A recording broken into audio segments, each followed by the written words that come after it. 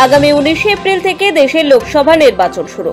Lok Sabha vote যাতে নির্বিঘ্নে সুষ্ঠুভাবে সম্পন্ন হয় তার জন্য প্রয়োজনীয় সব পদক্ষেপ করছে নির্বাচন কমিশন। অশান্তি এড়াতে বিভিন্ন পদক্ষেপ গ্রহণের পাশাপাশি এবারের লোকসভা নির্বাচনে সব বুথেই ওয়েবকাস্টিং করার সিদ্ধান্ত নিয়েছে নির্বাচন কমিশন। 2019 সালে লোকসভা ভোটে 51.3% ওয়েবকাস্টিং করা হয়েছিল।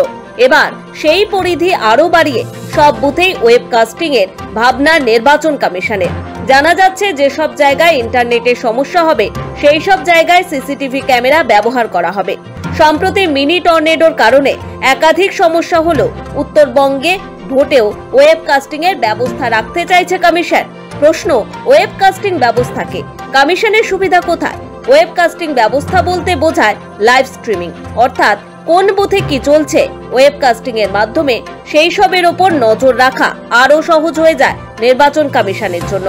লোকসভা হোক বা বিধানসভা, ভোটের স্বচ্ছতা সবকিছুর উপর নজরদারি চালাতে কমিশন এই ওয়েবকাস্টিং প্রক্রিয়া শুরু করেছিল। মূলত অনলাইনেই এই নজরদারি চালানো হয়। কোথাও যদি কোনো অনভিপ্রেত ঘটনা ঘটে তা সরাসরি কমিশনের অফিস থেকে দেখতে পাওয়া যায় এর মাধ্যমে। যেসব জায়গায় ইন্টারনেটের সমস্যা হবে সেই সব জায়গায় সিসিটিভির মাধ্যমে নজরদারি চালাবে নির্বাচন কমিশন। ফলে কোথাও কোনো ঘটনা ঘটলে সঙ্গে সঙ্গে পদক্ষেপ করতে পারবে কমিশন এবং প্রয়োজন মতো কুইক রেসপন্স টিম বা কিউআরটিকে সেখানে পাঠানো যাবে।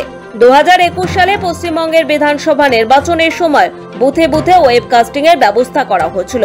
তবে বিধানসভায় মাত্র 50.31% বুথেই এই ব্যবস্থা ছিল। এবার সেটাই বাড়িয়ে 100% করা হলো। রাজনৈতিক পর্যবেক্ষকদের মতে দেশের অন্যান্য রাজ্যের তুলনায় পশ্চিমবঙ্গকে যে বিশেষ গুরুত্ব দেওয়া হচ্ছে তা এই সিদ্ধান্ত থেকে স্পষ্ট। ব্যুরো রিপোর্ট, সময়, কলকাতা।